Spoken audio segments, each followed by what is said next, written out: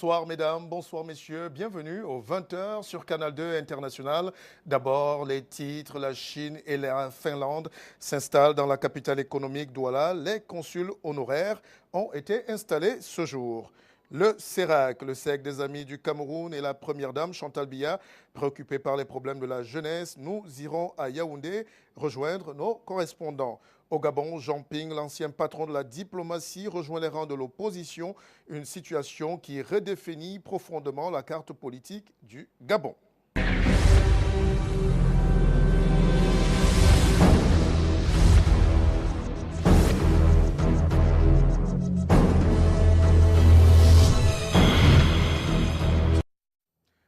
Bonsoir, mesdames, messieurs, une fois de plus. Souvenez-vous, il y a quelque temps, on présentait le marché de Kribi comme une vitrine sur la modernité. Mais depuis lors, les commerçants n'ont pas pu intégrer les boutiques sur place. Dans la capitale, cité balnéaire, Kribi, la tension est perceptible. Guy-Patrick Dika et Moussa Takou, notre correspondant sur place. Les commerçants du marché Kolbiteng ne sont pas au bout de leur peine. La question de la répartition des boutiques se pose gravement dans la cité balnéaire. Les syndicats qui font les réunions avec les commerçants, ils connaissent tous les commerçants, ils doivent partager normalement le marché. Les boutiques semblent avoir déjà été distribuées. Les femmes et les commerçants qui ont été sinistrés n'ont pas de boutique. C'est une tierce, Hélène qui dit que c'est elle la présidente des commerçants. Elle n'avait pas de boutique. En 2017, elle n'avait pas de boutique. Elle vendait devant une femme qui avait la boutique. À la préfecture de Kribi, le préfet se retrouve seul, assailli par les commerçants. Et tout naturellement, c'est une affaire politisée. Elle est politisée et c'est pour cela qu'elle se complique. Mais nous allons trouver une solution, ça c'est sûr. Au dit des commerçants, l'affaire du marché de Kolbiteng prend une connotation politique, avec l'intervention des élites qui entretiennent le bras de fer par commerçants interposés. Ce désordre a poussé le préfet de l'Océan à ordonner la fermeture du marché jusqu'à nouvel ordre. À l'heure actuelle, les réunions de concertation se multiplient à la préfecture du Kribi. Fin ce jour du séminaire sur la facilitation du transport et du transit en zone CEMAC. En réalité, ce n'est pas la première fois qu'on en parle. D'ailleurs, les experts tentent de trouver des solutions. Écoutons à cet effet Goni Bouchara, le président national du syndicat des transporteurs, des transitaires et des commissionnaires agréés en douane du Tchad.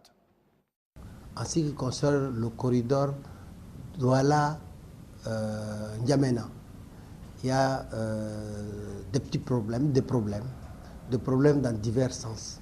Des problèmes au niveau du port, au niveau du corridor et au niveau de l'administration des douanes camerounaises. 11 jours n'est pas suffisant pour faire les formalités. Il y a beaucoup d'opérations qui se font au niveau de la douane camerounaise, lesquelles vous avez votre déclaration qui est prête. On vous donne d'une part les valeurs. Il y a eu des redressements qu'on ne sait pourquoi, c'est dû à quoi. Et ma grande surprise, je viens d'avoir des explications pour me dire les redressements que nous sommes en train de faire, c'était pour des protections au niveau du Cameroun. Mais nous avons des réglementations internationales sur l'EMD qui délivrent la valeur imposable et en fonction de la facture fournisseur de fret et de l'assurance. Vous avez une valeur de 10 millions, on vous dit qu'il y a eu un redressement parce que cette marchandise est peut-être prohibée au niveau du Cameroun, on vous rehausse ça à 20 millions ou 30 millions. Une caution bancaire ne se trouve pas en 24 heures. Pour déposer votre caution bancaire, vous devez attendre 2 à 3 jours avant de l'avoir. De 3, le circuit interne. Avant que le chef de bureau n'agrée votre caution, vous déposez à la direction de douane, il y a toute une série de problèmes que vous rencontrez. La libre circulation, décidément, ce n'est pas pour demain. Vous n'avez sans doute pas manqué cela ce matin, la conférence de presse en direct sur Canal 2 International du rappeur afro-antillais Kerry James. En réalité, le rappeur engagé s'est dit heureux et honoré d'être chez lui au Cameroun. Récit de cette belle aventure, de cette belle journée par Lil Pidjo et Victoire Senghé. C'est une grande première au Cameroun. Une conférence de presse en direct sur une chaîne de télévision. Canal 2 International vient de réussir ce pari ce vendredi en proposant aux millions de téléspectateurs à travers le monde la conférence de presse du rappeur français Kerry James. Pendant 20 minutes, les organisateurs ont expliqué aux journalistes que Kerry James était le meilleur cadeau pour la célébration de la fête de la jeunesse. Pour soutenir cette initiative de CY Entertainment, de nombreux partenaires. Nous avons participé à cette aventure parce que Kerry James, c'est la qualité, c'est un artiste émérite, rappeur français. On soutient l'organisation à travers un apport financier, mais matériel aussi. Financier parce qu'il faut effectivement prendre en charge un certain nombre de choses. À l'entrée, chaque spectateur aura droit à un river gratuit offert par Kamlé. Autour de Kerry James, la fine fleur des artistes urbains camerounais de l'or. Je viendrai naturellement apporter la lumière, le rap enluminant parce qu'il serait important. Ça fait très longtemps qu'on a l'habitude de voir des scènes de concerts pour venir distraire le peuple camerounais, la jeunesse. Moi je pense que cette fois-ci on fera bouger les... Pour ce spectacle, Kerry James, accompagné de tout son staff, annonce des couleurs. On est venu avec un spectacle qui dure 2 heures déjà, qui va faire un peu, où je vais un peu parcourir toute ma carrière, pas seulement les titres de mon dernier album, donc avec un batteur, un DJ, 3 MC au micro. C'est important de venir en Afrique, on fait beaucoup de dates en France, on fait des dates au Canada, et il était évident qu'il fallait faire des dates aussi en Afrique. Ça fait 20 ans qu'on représente l'Afrique. Les dates à marquer dans vos agendas, ce samedi 8 février au Palais des Sports de Yaoundé et lundi 10 février à la Maison du Parti de Bonanjo. Mettons tout de suite le cap sur Yaoundé avec cette interrogation d'Ebouandébé. Quelles sont les grandes conclusions de la conférence sur la santé de la reproduction? Qu'est-ce qui a été dit sur la façon de faire des bébés? Bonsoir Debouandébé. Bonsoir Martial Bissok, à vous madame, monsieur, bonsoir. Yaoundé est donc depuis le 3 février dernier la capitale africaine de la santé sexuelle et des droits. Une conférence continentale réunie sous l'auspice de l'Organisation des Nations Unies pour la population, experts en santé ainsi que les femmes des organisations de la société civile. Il s'agit de réfléchir sur la santé sexuelle des reproductions au Cameroun. Alain Ebel Olinga et Constant Kamga étaient dans cette conférence. En Afrique, la santé maternelle demeure un sérieux problème pour les femmes et la jeune fille. Nombreuses d'entre elles continuent de perdre chaque jour leur vie en donnant la vie ou à croupir sous le poids des souffrances à cause de l'absence des soins. Et le phénomène prend des proportions sérieuses. Donc il convient de souligner qu'en Afrique, comme au Cameroun en particulier, des centaines de femmes meurent tous les ans, tout simplement parce qu'elles n'ont pas accès aux services de santé sexuelle et reproductive. Or, cette maternité maternelle peut effectivement être prévenue. Les 500 délégués venus des 4 coins de l'Afrique réfléchissent ici sur les moyens à mettre en place pour éliminer les risques encourus par les femmes dans la santé de reproduction. Dans la sous-région, le Sénégal a une expérience plus avancée sur la question. Madame Fatima Tandem est à Yaoundé pour la partager. Il y a le document stratégique pour la santé, la reproduction des adolescents qui a été élaboré. Nous avons également l'implication des leaders religieux pour la réduction de la mortalité maternelle, en fait en mettant l'accent également toujours sur la planification familiale. Outre cette stratégie, la garantie de la santé maternelle en Afrique en général et au Cameroun particulièrement exige la mise en place d'un cadre juridique légal. Et le Sénégal s'est doté de documents juridiques pour contribuer à la lutte contre la mortalité maternelle et infantile par l'adoption, par exemple, de la loi sur la santé de la reproduction et la loi sur le VIH-Sida. Les travaux de Yaoundé appellent à la nécessité pour les gouvernements africains d'investir et de prioriser la santé maternelle en vue du développement durable de notre continent. Après l'élection, place à l'école. Les délégués du personnel récemment élus au sein des entreprises publiques et parapubliques reçoivent leur guide pratique depuis ce matin, module de formation, l'Union générale des travailleurs du Cameroun. Luc Mvondo, Karen Mezatia. Les délégués du personnel élus récemment au Cameroun ont pris leur mandat le 1er février. Ces derniers se frottent à un certain nombre de difficultés au sein des entreprises dans l'exercice de leurs fonctions. L'incompréhension des employeurs. Je pense que les délégués du personnel sont là pour essayer de mettre les bâtons dans les roues pour que leur entreprise ne puissent pas se développer. Il faudrait qu'ils maîtrisent le code du travail, les arrêtés, les conventions collectives, les statuts du personnel. Parce que dans les échanges qu'ils auront avec l'employeur, il sera question de ces textes-là. Dès lors qu'ils ne maîtrisent pas les textes, ils ne peuvent pas mener à bien leur mission. Et c'est pour maîtriser ces textes et participer au développement de l'entreprise que ces délégués du personnel se sont réunis en atelier ce 7 février à Yaoundé. Une initiative de l'Union générale des travailleurs du Cameroun, syndicat qui les a investis. Objectif: Inculquer aux délégués du personnel leur rôle, de savoir que les délégués du personnel participent d'abord au développement de l'entreprise. Ce ne sont pas des adversaires de l'employeur, ce ne sont pas des ennemis de l'employeur, ce sont des partenaires sociaux qui doivent se retrouver et échanger pour que l'entreprise se développe et que les travailleurs qui sont dans l'entreprise puissent jouir des fruits de ce développement. Après Yaoundé, la formation va se poursuivre dans les 10 régions de notre pays. Parlons maintenant éducation avec la 9e édition de la Journée nationale du bilinguisme qui s'est célébrée aujourd'hui. La cérémonie a eu lieu au collège Saint-Benoît, c'est ici à Yaoundé, à Volier. C'était sous la présidence du ministre des Enseignements secondaires, Louis Bapès Bapès. C'est le clou d'une longue semaine de manifestations vécues par Brand Kamga et Samuel Bonis. La 9e semaine nationale du bilinguisme et la 11e édition de la journée atteignent leur apogée ce vendredi 7 février 2014. C'est le collège bilingue Saint-Benoît de Yaoundé qui abrite le clou des manifestations sous le haut patronage du ministre Louis Bapès Bapès des enseignements secondaires. La partie administrative assure les allocutions et l'ensemble des élèves des établissements invités procure du show à travers poèmes, sketchs, journal et ballets.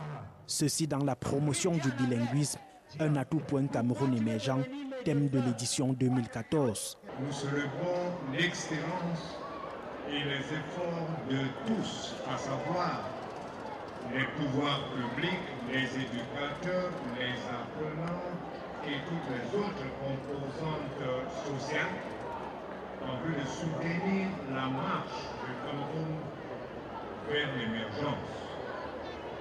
Cette cérémonie marque la fin d'une semaine d'activités récréatives, pédagogiques et intellectuelles lancée le 4 février dernier. Une clôture en beauté en présence des autorités administratives, municipales, religieuses et traditionnelles. Le rendez-vous est pris en février 2015 pour la 10e édition de la Semaine du bilinguisme et la 12e journée nationale de la valorisation du français et de l'anglais, langue officielle du Cameroun. On a également parlé bilinguisme, mais surtout de la 48e fête de la jeunesse au lycée de la Cité Verte aujourd'hui où les dames du CERAC se sont déployées. Le cercle des amis du Cameroun est allé remettre un don à matériel d'hygiène et de salubrité et de matériel de première nécessité de la part de Chantal Biya. Il y avait également au menu des causeries éducatives. Justin Pierre-Essono, Serge Alain Zibou. Le cercle des amis du Cameroun a choisi la journée nationale du bilinguisme pour échanger avec la communauté éducative. Cas pratique, le lycée de la Cité Verte à Yaoundé en ce vendredi 7 février 2014. Au menu, les IST, le VIH, le paludisme et la protection de l'environnement. Des sujets d'actualité de grand intérêt. La preuve, le monde compte à ce jour 33 millions de personnes vivant avec le VIH et 67% de ces cas se retrouvent en Afrique subsaharienne. Or, la jeunesse est une providence humaine, au sens du CERAC aussi.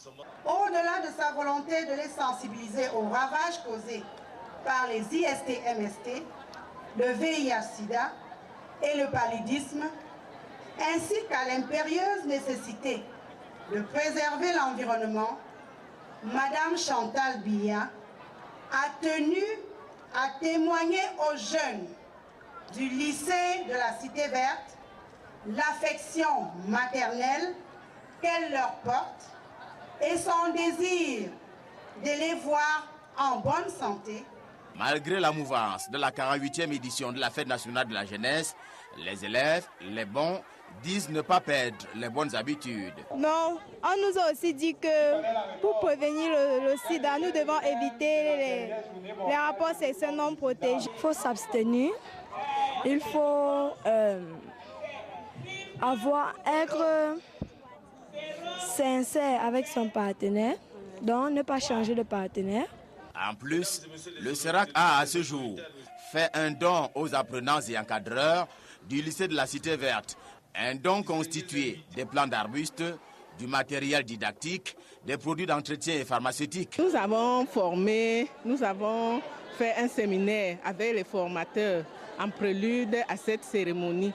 Donc ces enseignants formateurs-là vont continuer l'action. L'occasion de cette descente sur le terrain du CERAC a servi aussi pour l'éducation environnementale. C'est qu'au CERAC, on veut toujours l'homme au centre de toutes les préoccupations.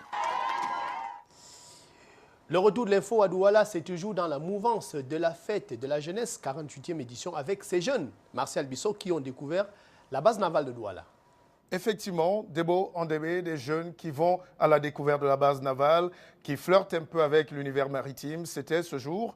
Et Myriamou Logmam était de la partie. Par vagues, élèves et étudiants sont venus ce vendredi à la base navale de Douala découvrir les métiers de la marine nationale. Premier cap au centre d'instruction et d'entraînement à la sécurité. Ici, on explique les mesures sécuritaires à bord. Second passage au chantier naval pour se familiariser à la mécanique, à l'électricité, à l'électronique et au métier du bois. Je suis venue fêter la fête de la jeunesse. Pour la fête de la jeunesse, je suis venue comprendre comment les machines fonctionnent. Je suis venue à la base navale pour comprendre ce que je vais faire dans le futur. Nous, en tant que futurs ingénieurs pétroliers du Cameroun, nous avons cette quête permanente de la recherche du savoir. Escale cette fois-ci à l'école de plongée et de l'action de l'État en mer, aménagée de fusiers marins et palmeurs de combat, où le matériel a été présenté, pour ensuite embarquer à bord du navire. C'est la semaine de la jeunesse et comme vous le constatez, nous sommes dans les eaux territoriales camerounaises, en direction du port autonome de Douala, situé seulement à 2 nautiques de la base navale. Des activités en prélude à la fête de la jeunesse. Vous avez vu les petits-enfants là. Quand je dis ouverture au public, on commence par le plus petit public. Ce public va nous connaître pendant le reste de leur jour. Tous les petits de la maternelle là. Donc nous participons déjà à faire connaître nous-mêmes à ces petits-enfants et éventuellement recruter.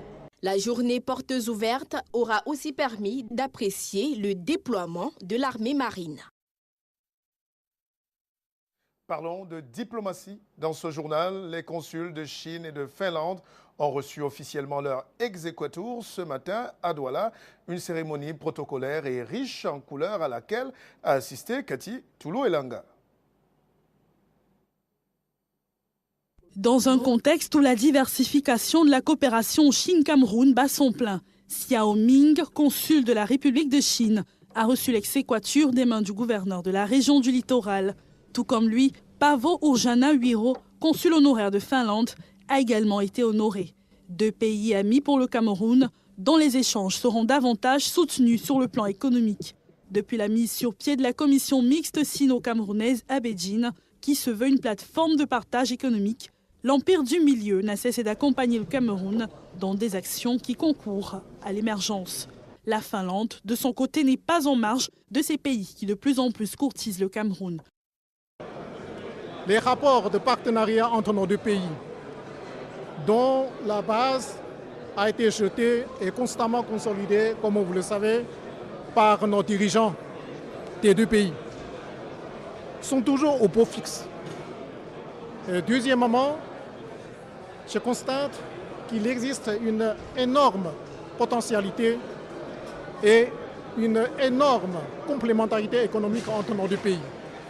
Depuis 2007, j'étais ici à peu près jusqu'à 5 ans comme directeur général de Wärtsilä Central Africa. Wärtsilä, je pense que vous connaissez.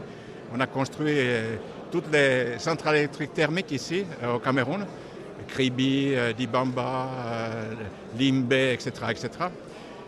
La Finlande est un État de l'Europe du Nord, membre de l'Union européenne depuis 1995, baigné par la mer Baltique, par le golfe de Bothnie. La Chine, quant à elle, est fortement présente au Cameroun par ses grandes réalisations dans les infrastructures, fleurant de cette marque indélébile de la Chine dans le développement infrastructurel du pays. On reste dans la sous-région, on reste au Gabon où Jean Ping, l'ancien patron de la diplomatie gabonaise, a rejoint les rangs de l'opposition. Celui qui a été longtemps aux côtés de Bongo, père et fils, a décidé à 72 ans de sortir des rangs. Yves Laurent Goma fait ce reportage. Jean Ping était la vedette de cette rencontre organisée par les souverainistes, une tendance radicale de l'opposition gabonaise. C'était sa première sortie publique depuis qu'il a quitté la présidence de la Commission de l'Union africaine. L'ancien chef de la diplomatie gabonaise et figure de proue des années Omar Bongo a clairement annoncé sa rupture avec le pouvoir d'Ali Bongo. À travers les écoutes téléphoniques, à travers ce que je leur dis au téléphone pour qu'ils comprennent, à travers les espions qu'on m'envoie, les parents et les autres, je leur dis en termes très clairs que puisque vous m'emmerdez, je vais vous emmerder. L'annonce fracassante de Ping fait le buzz au Gabon, un pays qui cherche désespérément un opposant charismatique. Chef d'un petit parti socialiste, rangé dans l'opposition depuis les années 90, ce professeur de philosophie qui a toujours refusé d'entrer dans un gouvernement est sceptique sur les intentions réelles de Jean Ping. C'est un enfant du régime, qui a vécu du régime, qui est resté longtemps dans le régime et qui prend position maintenant. Pourquoi pas avant, pourquoi maintenant? C'est ce que l'avenir nous dira. Le pouvoir tente de minimiser le choc. Le désormais ancien camarade militant du Parti démocratique gabonais est traité comme un simple égoïste frustré. Ce qu'il y a de particulier dans les déclarations de M. Jean Ping, c'est que ce sont des déclarations pour un acteur politique de ce rang supposé qui n'ont aucun rapport avec la population gabonaise, aucun rapport avec le pays, mais qui sont toutes centrées sur sa personne, ses intérêts, les intérêts de sa famille. Il reste à savoir si à 72 ans, le diplomate Ping défiera Ali Bongo lors de l'élection présidentielle de 2016 pour laquelle l'actuel chef de l'État est l'un des probables candidats. Merci, chers invités. En Amérique latine, en Bolivie, les inondations font un peu plus de 40 morts et de milliers de sans-abri. Retour en images sur cette catastrophe naturelle tragique qui a ému tout le pays. Anne-Christine Roth. Au nord de la Bolivie, le département de Beni. Une terre submergée par les eaux. Ici, les pluies n'ont laissé aucun répit depuis septembre. Et ces villageois vivent désormais coupés du monde. Ce dont on a besoin, c'est de la nourriture et de l'eau pour l'ensemble de notre communauté. Et il faut que notre bétail soit mis à l'abri sur des terres plus hautes. C'est toute la Bolivie qui est touchée par cette saison des pluies, inhabituellement longue et intense. Mais ces conséquences dramatiques se font sentir dans 4 départements en particulier. On y compte déjà une quarantaine de morts et des milliers de sinistrés. Le gouvernement a décrété l'état d'urgence et mobilisé l'armée pour organiser les évacuations. On ne pouvait pas partir. Ça fait un moment qu'on était coincés. Même la piste d'atterrissage était inondée. Une situation qui risque encore de s'aggraver. Les météorologues ne prévoient aucune amélioration dans les prochains jours, voire les prochaines semaines. Merci mesdames, merci messieurs d'avoir suivi cette édition et surtout restez en compagnie des programmes de Canal 2 International. Bon début de week-end à tous.